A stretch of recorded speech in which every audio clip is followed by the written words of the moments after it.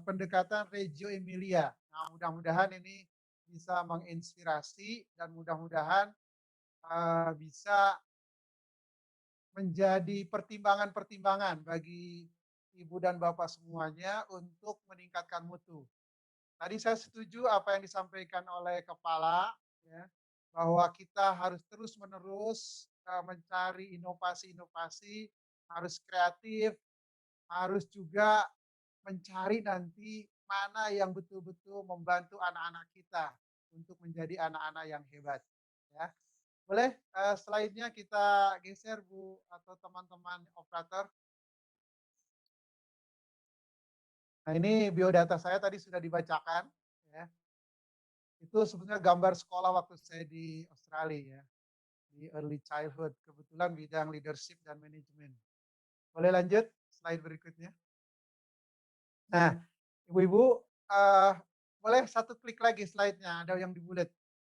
Ya, ini waktu saya belajar di Reggio Emilia tahun lalu, kebetulan di sana hadir dari 54 negara, ahli PAUD dan praktisi PAUD.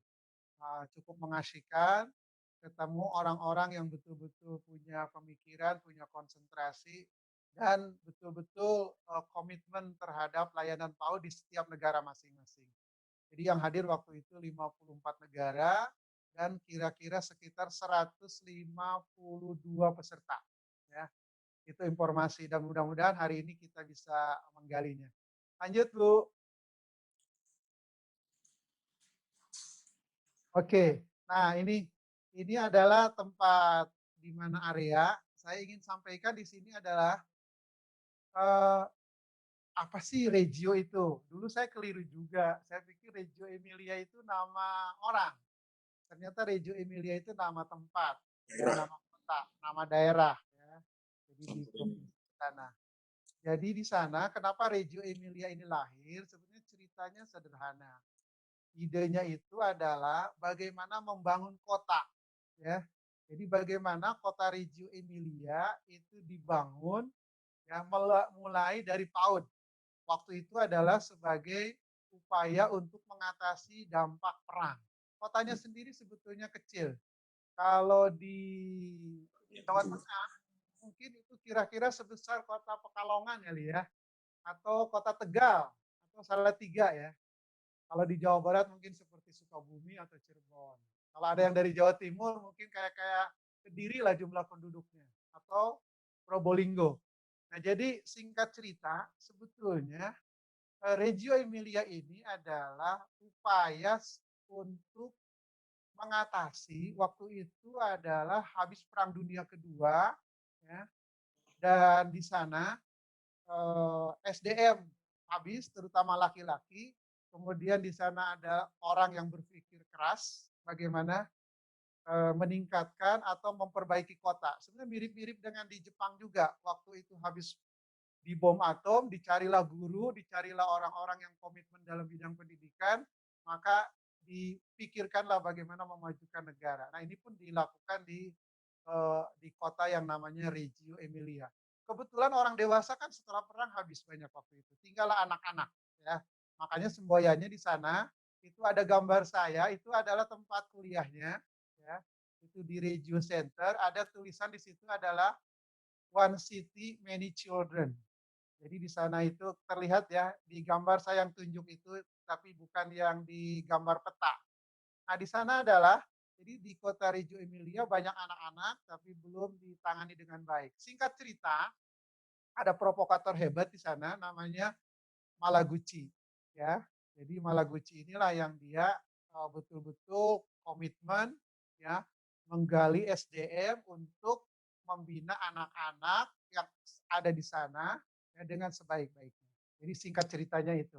Dan berhasil, ya. Ternyata betul. Kalau ingin membangun kota, membangun bangsa, mulailah dengan membangun anak-anak. Ya. Oke, boleh lanjut. Nah, ini persebarannya. Nah, ini yang tadi Pak Jayen sampaikan. Ternyata Reggio Emilia banyak diminati oleh orang-orang lain. Ya. Jadi Reggio Emilia ini sudah tersebar hampir di 146 negara. Ya, bahkan sudah terbentuk jejaringnya. jejaring yang ingin konsisten mengembangkan. Jadi ada sekitar 31 networking antar negara. Jadi kita juga barangkali kalau ingin ya serius ya dalami ini. Ternyata outcome-nya kata Pak Kepala tadi itu sangat betul-betul dirasakan. Oke, lanjut. Boleh slide berikutnya, Pak. Oke, nah kita akan mulai. Ibu-ibu atau para peserta semuanya, juga bapak-bapak, mungkin juga ada akademisi. Bagaimana? Belum slide itu. Mau naik lagi ke atas. Nah ini. Bagaimana kita mengenali bahwa PAUD kita, bahwa layanan pendidikan kita itu mengakomodasi atau terinspirasi oleh ide-ide Reggio Emilia.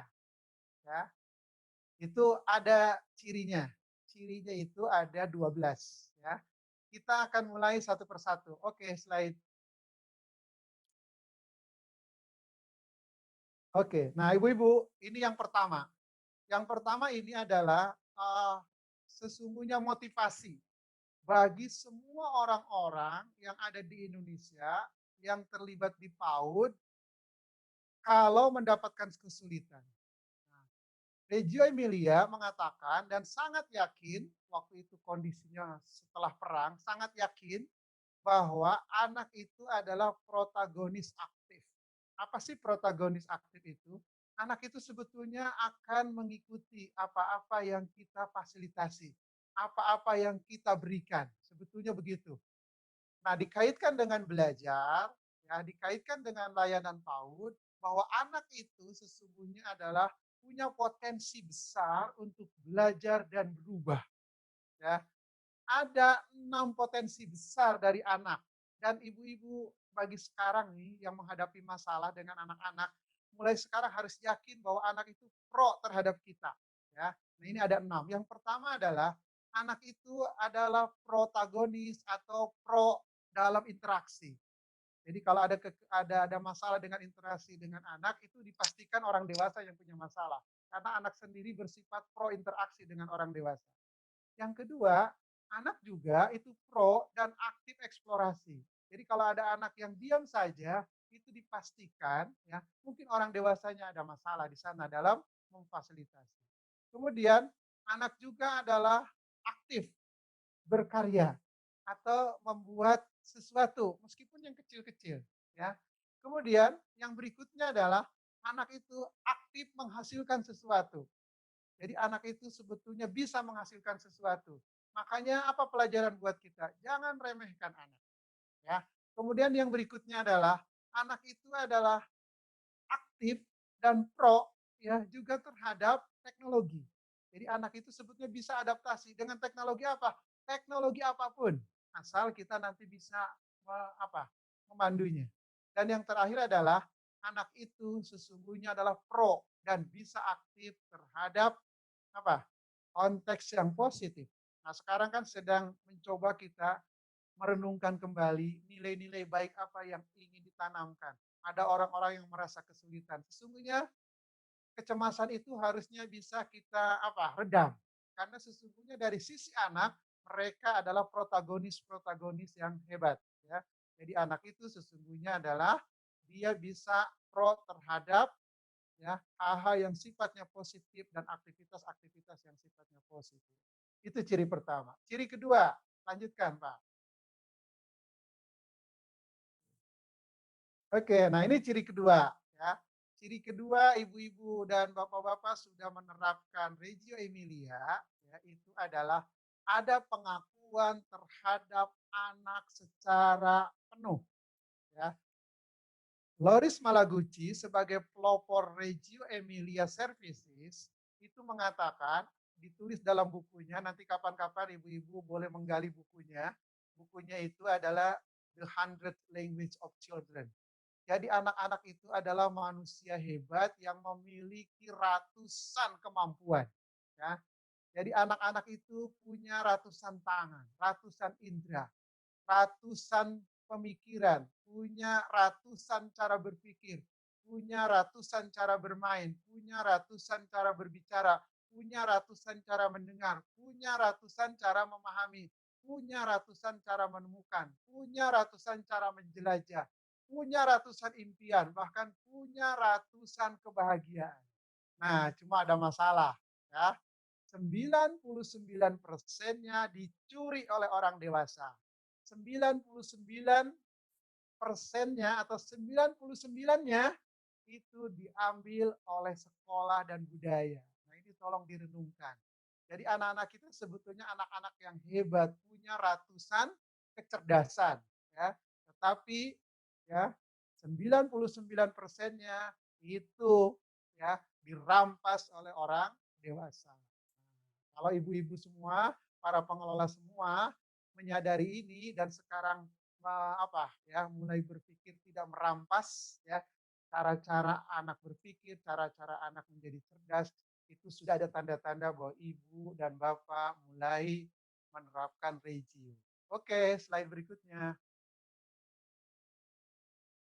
Nah, ciri ketiga adalah terkait dengan partisipasi. Ya, jadi ibu-ibu, PAUD kita dianggap memiliki ciri regio emilia apabila mengoptimalkan partisipasi. Partisipasi siapa? Partisipasi anak, partisipasi guru, dan partisipasi orang tua. Ini bersinergi.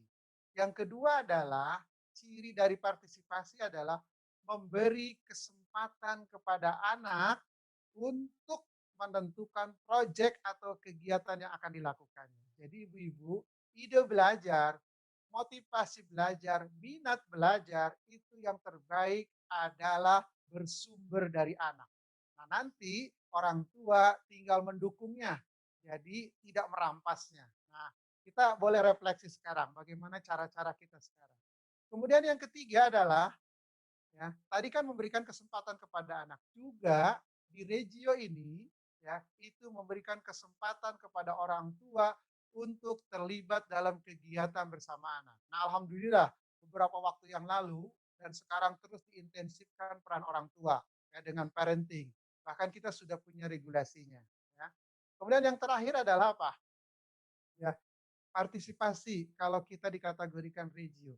Partisipasi diberikan kesempatan seluas-luasnya, tetapi dengan catatan ya, tetap memelihara perasaan orang antar orang, kelompok antar kelompok. Jadi harus jaga perasaan. Kemudian juga memelihara budaya dan solidaritas, ya. Juga memelihara tanggung jawab.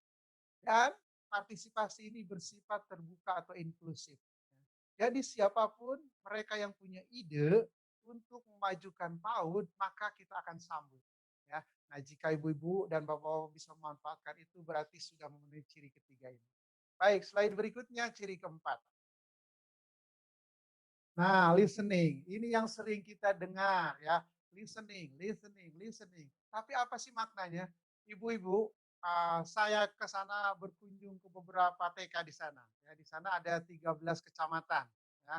Dari 13 kecamatan itu ada 11 penilik pengawas seperti di kita. Ya. Kemudian ternyata di sana semuanya menerapkan konsep listening.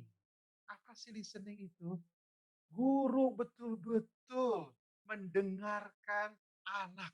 Kenapa sih? Ternyata filosofinya adalah di Reggio Emilia, anak adalah pembawa pengetahuan. Jadi ibu-ibu dengarkanlah anak itu berbicara sampai tuntas, bergagasan sampai tuntas, curhat sampai tuntas. Kenapa? Karena anak adalah pembawa pengetahuan. Ya. Kemudian apalagi listening ini atau mendengarkan ini? Ternyata ibu-ibu mendengarkan adalah bentuk penghargaan tertinggi dalam belajar. Jadi kalau ibu-ibu yang melarang bicara untuk anak-anak di kelas, itu berarti sebetulnya ibu-ibu sedang merendahkan belajar anak. Ya. Kemudian ibu-ibu mendengarkan juga sebetulnya adalah bentuk keterbukaan guru atau orang dewasa. Kalau mereka terlibat dalam belajar orang dewasa seperti ada perlibatan. Jadi guru juga harus terbuka kepada anak. Ya. Kemudian yang masih terkait dengan mendengar, ternyata ibu-ibu mendengar itu luar biasa. Jadi mendengar itu adalah kalau kita catat, kalau kita rekam, itu bukti dokumentasi pedagogis terbaik. Kenapa? Karena mendengar itu berisi tentang ide, tentang paparan karya, tentang perspektif anak.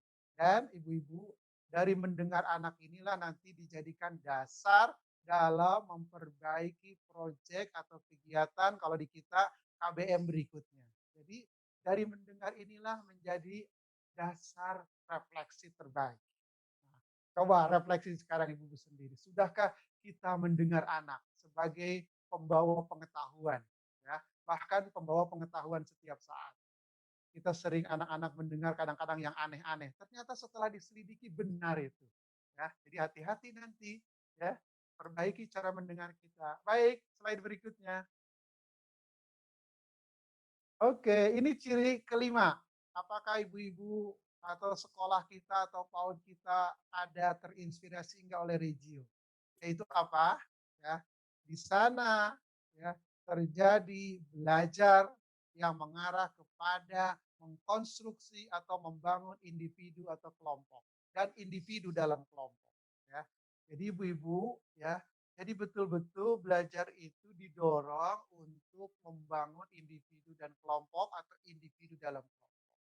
Jadi kegiatan belajar, kegiatan main itu mengedepankan partisipasi kelompok. Ya.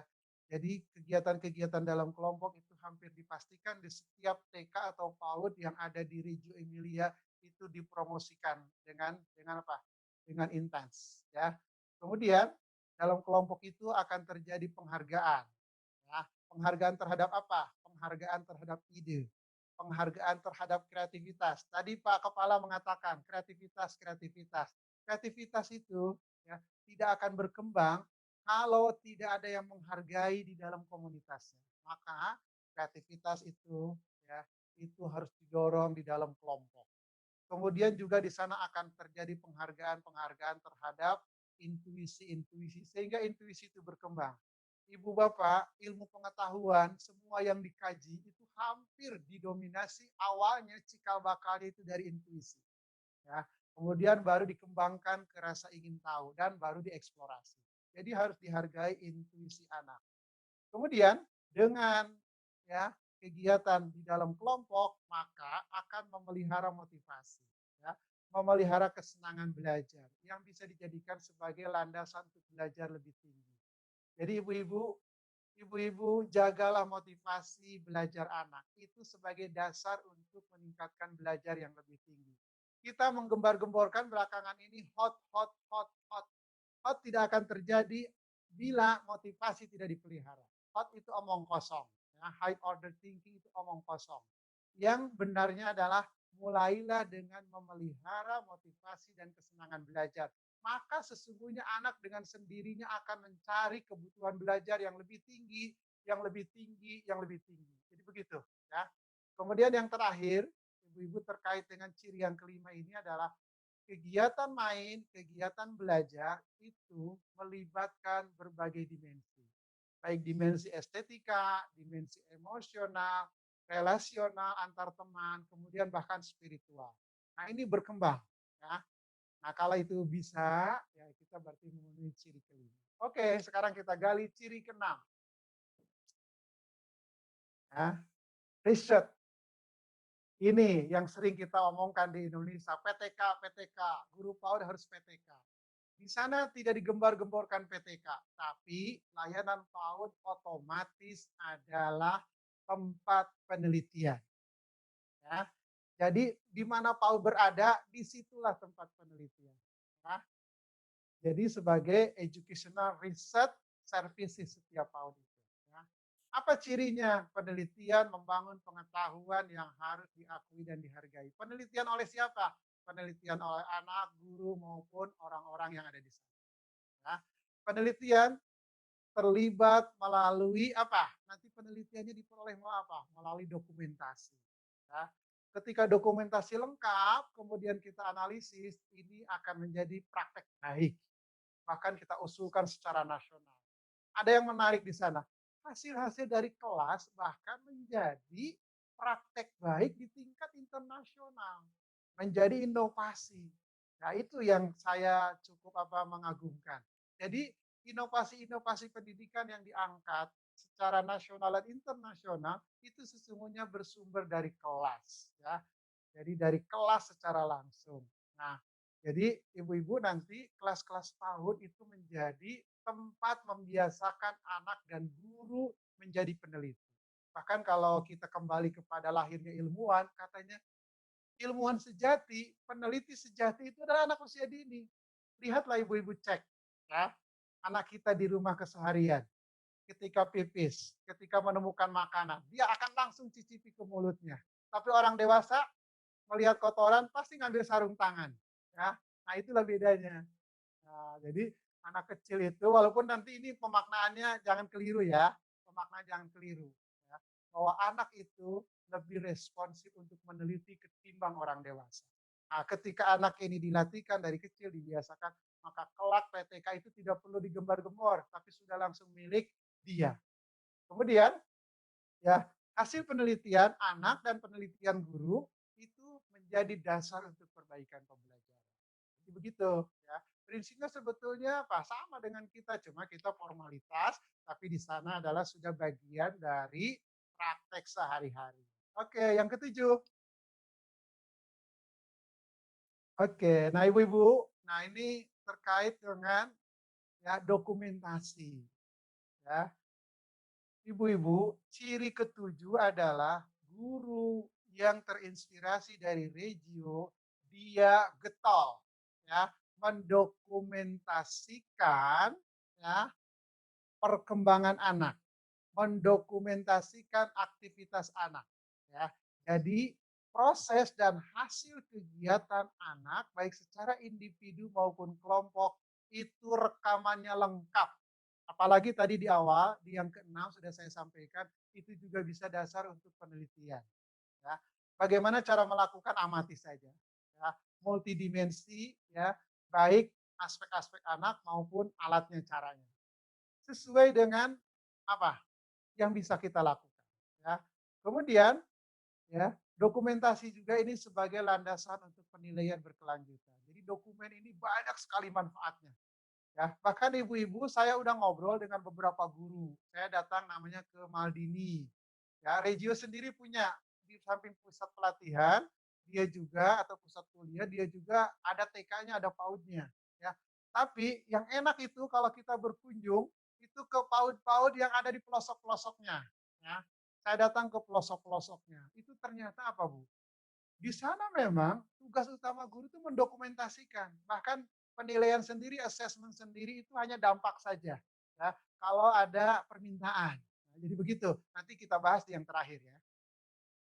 Nah, jadi dokumentasi ini adalah dasar untuk penilaian. Kemudian dokumen-dokumen ini terutama terkait dengan anak, proses terutama itu sebagai acuan untuk merekonstruksi, memperbaiki, ya, mengembangkan, ya, pembelajaran dan penelitian makin baik, makin baik, makin baik. Jadi pembelajaran itu Bu, setiap hari, setiap minggu, ya, setiap bulan, setiap semester, setiap tahun itu terus ada perbaikan. Jadi dari tahun satu ya sampai tahun berikutnya tidak seperti kita terus saja seperti itu, terus ada perbaikan.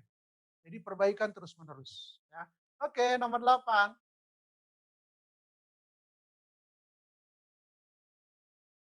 Ya, nah, ciri ke-8 ini saya ambil, pakai bahasa Italianya asli, tapi dalam bahasa Inggrisnya tidak ada padanan yang cocok juga. Dalam bahasa Indonesianya juga tidak ada padanan yang cocok juga. Jadi pakai bahasa Italianya progettazione ya. Progettazione ini ya, itu apa sih? Desain ya. Jadi ciri bahwa mengikuti Reggio Emilia itu didesain ya, dirancang. Nah, bagaimana merancangnya ya?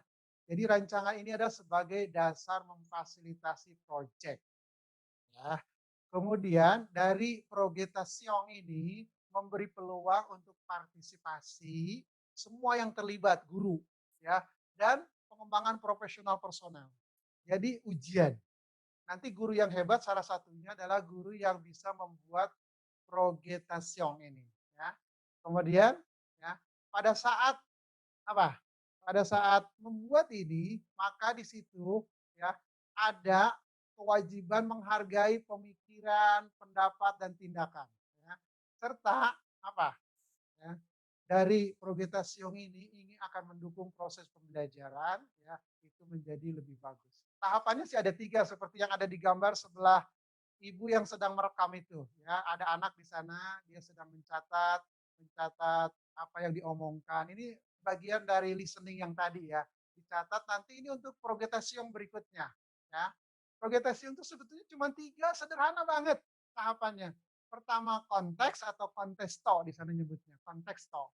Yang kedua itu intention, ya, ketiganya itu inquiry cycle, ya. Cuma 3 itu aja RPP-nya sebetulnya. Konteks itu apa? Menyepakati topik. Topik apa sih, konteks apa sih, itu yang akan kita bahas ya bersama anak-anak atau dibahas anak-anak bersama guru. Baru kita buat intensinya. Intensi itu kita putuskan tujuannya apa. Nanti kira-kira bahan-bahannya apa yang dikumpulkan, materinya apa. Setelah itu tinggal buat siklus inquiry. Anak mulai dari mana belajarnya. Kayak gitu aja. Sama mirip sebenarnya dengan kita penerapan pendekatan saintifik. Cuma kita formalitas, tapi di sana betul-betul di apa? Di-explore. Oke ya, ke-9 sekarang. Nah, organisasi ya. Oke, organization. Apa sih organization ini? Saya mencari-cari waktu itu, saya diskusi dengan namanya di sana ada yang disebut dengan pedagogista. Saya tanya ke pedagogista. Pedagogista itu kalau di kita mungkin penilik pengawas. Ya.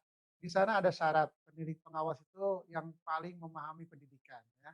Kemudian saya tanya apa sih organisasi di sini itu maksudnya ini penyelenggaraan Pak Ali. Nah, jadi bagaimana penyelenggaraan PAUD di sana? Penyelenggaraan PAUD di sana itu adalah kerjasama pemerintah daerah, satuan pendidikan dan orang tua. Ya, jadi di sana itu seperti kita ya. Jadi kerjasama pemerintah daerahnya apa ya tingkat kota kabupaten. Kalau ibu-ibu ingin tahu kan tadi saya sampaikan bahwa Reggio Emilia ini adalah nama kota. Jadi pendekatan itu yang tadi itu yang kontekstual, kemudian apa? Kemudian apa Bu? Intention, kemudian inquiry cycle itu ya itu adalah di apa? Sampai dibuat SK sama wali kota bahwa seluruh PAUD yang ada di Reggio Emilia menggunakanlah Reggio Emilia tersebut polanya. Nah, jadi sebenarnya ini pendekatan kota. Ya.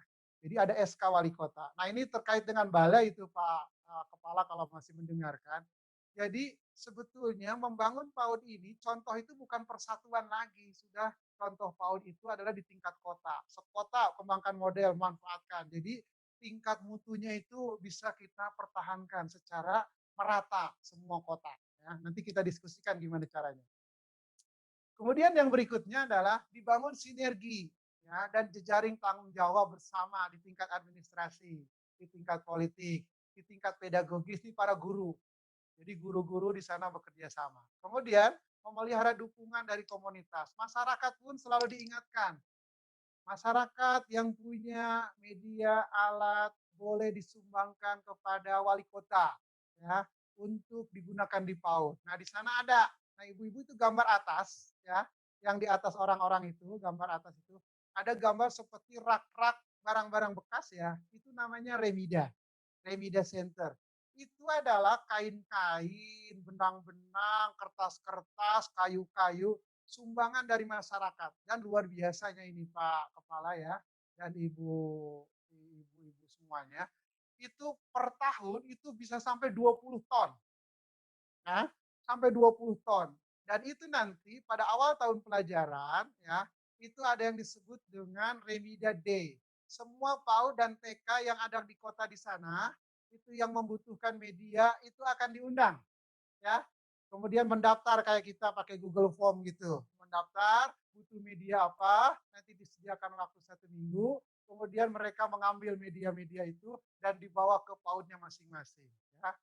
Jadi luar biasa ini. Ya. Jadi memang Reggio Emilia ini milik kota, jadi bukan milik sekolah tertentu. Ya. Oke, ke-10 nanti kita diskusikan secara mendalam. Oke, nah ini ciri ke-10 ya. Environment, space, and relation ya. Di sana adalah bagaimana lingkungan sekolah ya, tempat-tempat atau ruang-ruang itu memiliki keterhubungan ya. Jadi memiliki keterhubungan. Jadi ibu-ibu, interior itu harus ada keterhubungan dengan eksterior. Ya, harus ada keterhubungan dengan luar. Kenapa? Karena prinsipnya adalah anak tidak boleh dikucilkan dari dunia yang luas. Jadi di sana pasti kalau ada PAUD pintunya lebar. Pasti ada kaca yang tembus pandang karena anak-anak tidak boleh dikucilkan dengan dunia sekitarnya. Ya, seperti itu. Jadi karena seperti itu, PAUD-PAUD itu di sana dirancang itu oleh banyak pihak. Sampai kepada kalau di kita ya, membuat dan menyusun area atau sentra. Itu area atau sentra itu dirancang oleh apa? Multidisiplin, oleh pedagog, ya, oleh para pendidik, oleh expert ahli-ahli bidang, bahkan oleh arsitektur. Nah, Ibu yang gambar 2 itu, kebetulan saya masuk ke gambar 2 ya. Gambar 2 itu ke ruangan. Di sana ada satu sentra namanya sentra ya, cahaya. Di sana namanya bukan sentra, namanya adalah atelier. Atelier itu semacam ruang kerja, workshop, ruang workshop ya. Jadi di sana itu. Nah, ibu-ibu di sana ada orang-orang berdiri, itu adalah orang-orang ya yang bertugas untuk menyusun sentra. Sentra apa? Sentra terkait dengan sinar dan cahaya. Ibu-ibu tahu nggak siapa yang menyusunnya? Itu yang menyusun sentra itu adalah guru, kemudian ahli fisika, ya, kemudian juga adalah relawan dari orang tua. Jadi apa? Sentra itu betul-betul bisa dipertanggungjawabkan. Kenapa begitu? Saya tanya. Ya. Kenapa begitu? Karena syarat mengajar di PAUD, tanamkanlah sejak usia dini itu hal yang benar. Jadi kalau ngajarin cahaya, cahaya benar. Ngajarin matematika, matematika benar. Kalau agama, ngajarin baca tulis Quran, baca tulis Quran benar. Ngajarin bahasa dengan benar. Dari kecil. Makanya didesain ruangan tempat anak belajar itu dengan tanggung jawab. Kemudian yang kedua, memanfaatkan semua tempat baik internal maupun eksternal. Jadi dalam ruangan, luar ruangan. Interior, eksterior ya. Kemudian semua ruangan itu harus menjamin. Nah, ini kuncinya. Terjadi interaksi antar anak. Tetapi juga memberi kesempatan anak bekerja secara otonomi ya. Memberi kesempatan anak mengeksplorasi, memberi kesempatan anak untuk berkomunikasi ya. Serta apa, Bu? Ya, semua ruangan itu di PAUD memungkinkan untuk dijadikan sebagai tempat penelitian. Bisa nggak tuh? Jadi mejanya, kursinya, penyimpanan perabotnya, perpustakaannya, alat dan bahannya itu bisa dijadikan tempat atau terlihat seperti untuk memudahkan penelitian. Ya, seperti itu. Ya. Ke-11, 2 lagi kita cirinya. Ya. Mudah-mudahan setelah 2 terakhir ini kita bisa diskusi. Evaluation. Ya. Assessment. Nah, ibu-ibu tadi di waktu di documentation, saya sudah menyampaikan, evaluasi itu sesungguhnya hanya dampak. Terpenting pekerjaan guru adalah mendokumentasikan. Ya. Tugas guru yang utama adalah mendokumentasikan. Dari dokumen itulah ya kita sebagai nanti pendidik ya akan mampu melakukan evaluasi atau assessment secara baik. Ya. Bagaimana evaluasi dan assessment secara baik itu ya, dilakukan? Ya. Yang pertama adalah ibu-ibu ya, dilakukan secara komprehensif. Ya, harus komprehensif. Apa yang komprehensif pertama yang harus dilihat? Kehidupan skolastik. Apa sih skolastik? Terkait dengan perkembangan logika. Ya. Jadi ibu-ibu sudah betul nggak berpikir anak. Ini karena nanti dibutuhkan untuk sekolah, untuk nanti ketika dia berpikir secara formal pada saat dia ikut pendidikan, pada saat dia mengembangkan metode. Jadi ibu-ibu periksa itu kemampuan skolastik. Kemudian periksa proses anak di dalam beraktivitas. periksa hasil aktivitas, ya. Kemudian periksa, nah ini profesionalisme personal. Apa sih maksudnya Pak Ali ini? Periksa diri sendiri. Guru saling melihat apakah mengajarnya sudah cukup baik atau enggak. Jadi guru satu melihat guru lain melihat kita juga. Jadi evaluasi itu juga untuk menilai para guru, juga menilai penyelenggaraan. Terakhir adalah menilai kualitas layanan. Ya. Jadi kualitas layanan ini terpenting. Nah, siapkan instrumen, tapi ada syarat supaya kita bisa memperbaiki dengan tepat, maka instrumennya harus spesifik. Ya, instrumen untuk mengevaluasi anak spesifik. Ya, tidak perlu banyak-banyak, mungkin setiap hari hanya satu dua hal saja. Instrumen untuk menilai guru, instrumen untuk menilai orang tua atau keluarga, instrumen untuk menilai komunitas, instrumen untuk menilai partisipasi masyarakat itu harus disediakan. Jadi nanti ya dari evaluasi komprehensif ini perbaikannya pun bisa komprehensif ya, terutama yang barusan untuk perbaikan secara internal.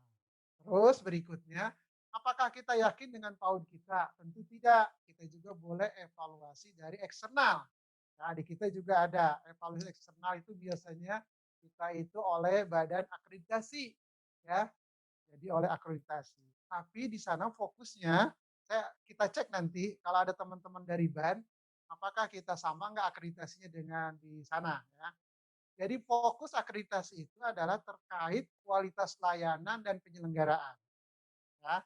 Jadi capaian perkembangan, ya, pilihan-pilihan standar perkembangan itu adalah kewenangan satuan pendidikan atau kewenangan dari setiap layanan PAUD yang ada di Regio Emilia. Jadi akreditasi itu ke kualitas layanan fokusnya kepada penyelenggaraan. Itu saja. Nah, dari 12 ciri ini, ibu-ibu, bapak-bapak, ya semua peserta, silakan refleksi diri. Berapa ciri yang melekat? Melekat ini bukan asal ya, melekat secara utuh. Ya, apakah satu, dua, syukur-syukur minimum satu, syukur-syukur sudah dua, syukur-syukur tiga. Nah, itulah Ibu moderator yang bisa saya sampaikan. Ada 12 ciri. Mudah-mudahan ciri kita adalah ciri yang banyak. Oke, thank you.